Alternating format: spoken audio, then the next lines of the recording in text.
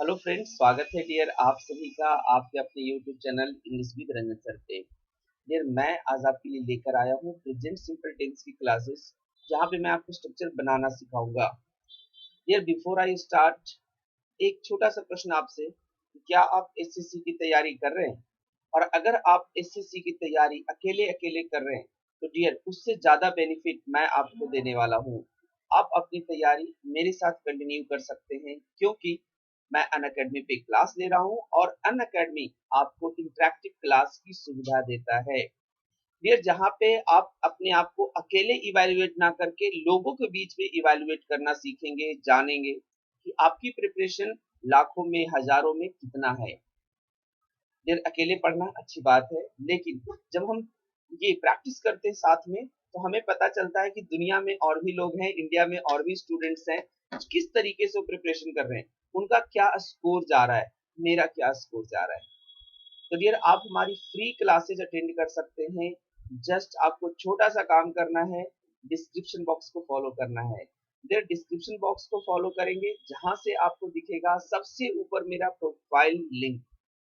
फिर उस profile link पे आपको क्लिक करना है और क्लिक करने के बाद आप डायरेक्टली मेरे अनअकैडमी प्रोफाइल पे चले जाते हैं, जहां से आप हमारी पुरानी क्लासेस और अपकमिंग क्लासेस को देख सकते हैं। फिर ये सारी क्लासेस फ्री होंगी। तो डियर आज हम 3 क्लासेस लेने वाले हैं और तीनों क्लासेस के लिंक आपको डिस्क्रिप्शन बॉक्स में मिल जाएगा। फिर जस्ट करना क्या है, जाइए लिंक पे क्लिक कीजिए और जरूर जुड़िए।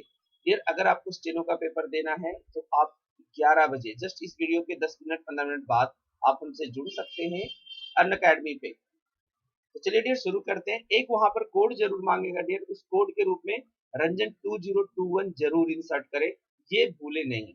चलिए डियर, तो आज की क्लास जो हम देखेंगे प्रेजेंट सिंपल टेंस की, ये हमारे सोशल मीडिया प्लेटफॉर्म है जहां पे आप हमें फॉलो कर सकते हो। ये हमारे व्हाट्सएप नंबर है जहां से आप अपनी क्वेरी को पूछ सकते हो। डियर क्वेरी पूछने के बाद इस चीज का पेशेंस जरूर रखें कि हड़बड़ी ना करें डियर, क्योंकि टाइम जैसे ही मिलता है मैं मैसेज देखता हूँ और मैं रिप्लाई जरूर करता हूँ, इस बात का थोड़ा ध्यान रखेंगे। कुछ बच्चे इम्पेशेंस हो जाते हैं डियर, इम्पेशेंस ना हो, जब भी पूछेंगे जवाब आपको जरूर मिलेगा। तो डियर आज हम आपको सिर्फ और सिर्फ सिखा रहे हैं कि कैसे प्रेजेंट इंडेफिनिट टेंस के स्ट्रक्चर फ्रेम होते हैं, कितने तरह के स्ट्रक्चर हम प्रेजेंट सिंपल टेंस में इस्तेमाल करते हैं। तो डियर सबसे पहले स्ट्रक्चर की अगर हम बात करें तो सबसे पहला स्ट्रक्चर हमारा होता है पॉजिटिव, या जिसको बोला जाता है अफर्मेटिव। पॉजिटिव या अफर्मेटिव देखेंगे किस तरीके से हमें फ्रेम करना है। सबसे पहले डियर हमें सब्जेक्ट का इस्तेमाल करना है। सब लोग जानते हैं कि सब्जेक्ट शुरू में आता है तो सब्जेक्ट पहले आएगा। इसके बाद डियर वर्ब की एक फॉर्म है V1 और एक फॉर्म है V1 के साथ हम एस और ईएस जरूर लगाएं, प्लस ऑब्जेक्ट। ये हमारा प्रेजेंट सिंपल टेंस का स्ट्रक्चर होता है कि सब्जेक्ट के साथ V1 आएगा, फिर उसके साथ सिंगुलर फॉर्म आता है और उसके बाद ऑब्जेक्ट आता है। फिर इसके बाद हमारी कहानी बिल्कुल ओपन हो जाएगी। सबसे पहले हम जानेंगे कि ये दोनों का इस्तेमाल कब होता है। फिर हमेशा याद रखेंगे कि जो सिंगुलर सब्जेक्ट्स आपके होंगे,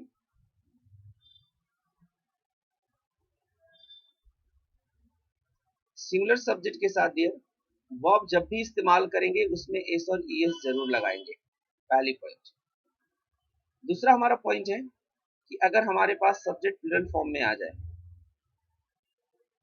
सब्जेक्ट हमारा प्लूरल फॉर्म में आ जाए, इसके साथ वर्ब की बेस फॉर्म आती है, इसके साथ वर्ब की बेस फॉर्म आती है।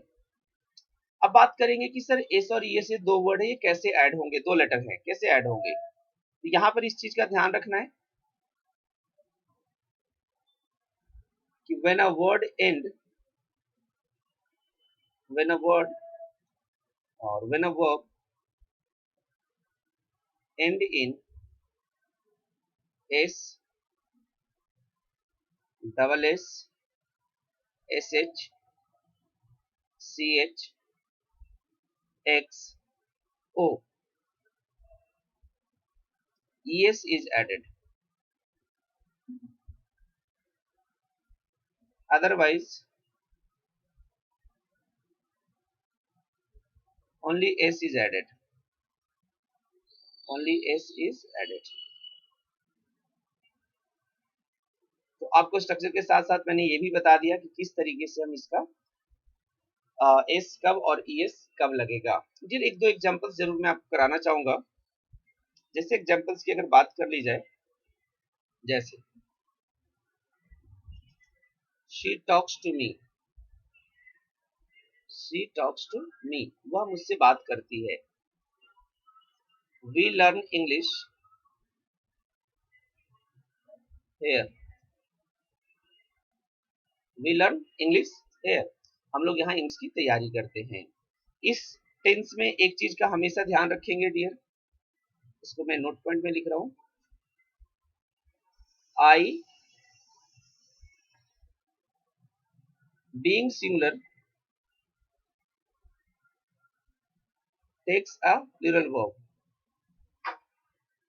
takes a plural verb।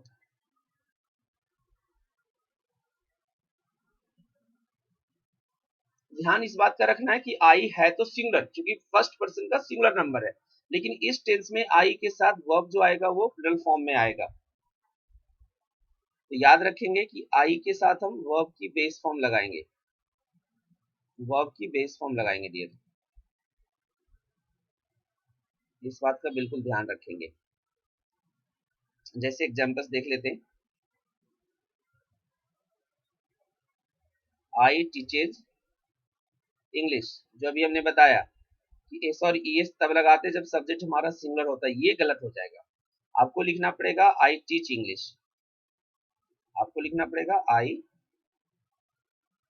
Teach English, ये हमारा सही होगा। चलिए बढ़ते हैं नेक्स्ट ईयर, और अब हम देखेंगे नेगेटिव स्ट्रक्चर कैसे क्रिएट करेंगे। देखेंगे यहाँ से एक चीज बहुत अच्छी समझ में आएगी कि जब हम बात कर रहे हैं नेगेटिव की, तो हमारा जो प्राइमरी स्ट्रक्चर है उसका रोल बहुत है, क्योंकि अभी हमने प्राइमरी में देखा कि वर्ब की बेस फॉर्म आएगी या V1 में एस और ई एस आएगी, ये अभी हमने देखा प्राइमरी स्ट्रक्चर में। तो जब ये हेल्पिंग वर्ब आएगा ना, वो भी इसी तरह के फॉर्म में आना चाहिए कि V1 एस और ई एस लगा के आना चाहिए, ठीक है, एस और ई एस लगा के आना चाहिए। चलिए तो देखेंगे डू हमारा V1 होगा और डज हमारा डज हमारा क्या होगा, सिंगल फॉर्म होगा। याद रखेंगे कि डू हमारा प्लूरल फॉर्म हो गया और डज हमारा सिंगल फॉर्म हो गया। लिटरली कहीं प्लूरल फॉर्म नहीं कहा गया लेकिन सिंगुलर वर्ब कहा गया, इस बात का ध्यान रखेंगे, क्योंकि इसको सिंगुलर मान लेते तो हम इसको प्लूरल कह देते इसके रिगार्ड में, ठीक है। अब आएंगे बात करेंगे नेगेटिव फॉर्म की, नॉट प्लस, अब आगे जो दो वर्ब्स थे वो सिंपल एक रह जाएंगे, प्लस ऑब्जेक्ट। जैसे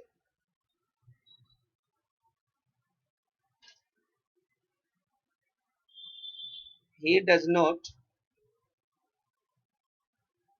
goes there, he does not goes there, ये गलत हो जाएगा, क्योंकि जब आपने डज लगा दिया है तो आगे डज वाला आगे वही फॉर्म नहीं यूज होगा।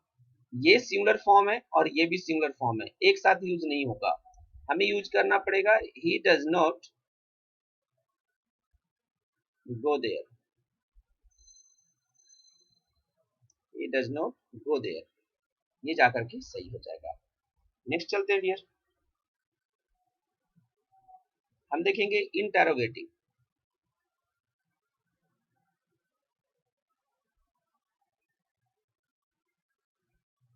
इंटेरोगेटिव में हमेशा हेल्पिंग वर्ब पहले आएगा, जो हमने हेल्पिंग वर्ब फाइंड आउट किया कि डू और डज आएगा वो पहले आ जाएगा सब्जेक्ट के, और सब्जेक्ट के बाद में आएगा, ठीक है, डू डज पहले आएगा और सब्जेक्ट बाद में आएगा, फिर वर्ब की बेस फॉर्म ओनली आएगी और ऑब्जेक्ट। और कभी भी लिखते समय in the like while speaking है तो जरूरी नहीं है, लेकिन लिखते समय हमेशा क्वेश्चन मार्क का यूज जरूर करेंगे, ठीक है। जैसे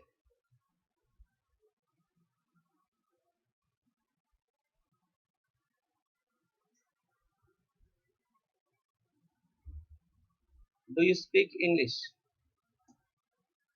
डू यू स्पीक इंग्लिश, क्या आप अंग्रेजी बोलते हैं। और इस बात का हमेशा ध्यान रखेंगे कि आगे हम सिंगुलर फॉर्म नहीं लगा सकते, सिर्फ और सिर्फ V1 फॉर्म लगेगा। अब यहीं पर बात करेंगे डियर हम इंटेरोगेटिव नेगेटिव। Interrogative negative.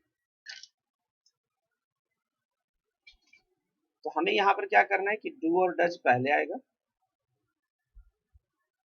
फिर सब्जेक्ट आएगा, फिर नॉट आएगा। मतलब सब्जेक्ट के पहले डू डज और सब्जेक्ट के बाद में नॉट आएगा, देन वर्ब की बेस फॉर्म आएगी, then object.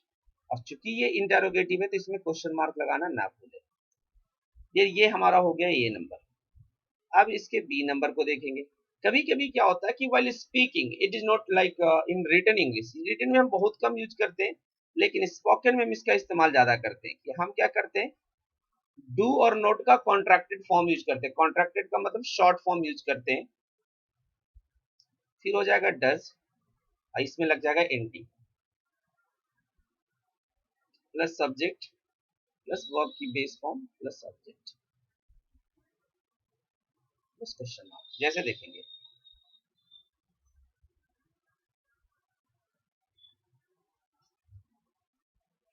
Do you not learn English, do you not learn English, क्या आप इंग्लिश नहीं सीखते हैं। एंड इसको हम कह सकते हैं don't you learn English, don't you learn English, क्या आप इंग्लिश नहीं सीखते हैं। नेक्स्ट बात करेंगे डियर, यहाँ पे हमें एक सबसे ज्यादा जो कंफ्यूजिंग लगता है वो लगता है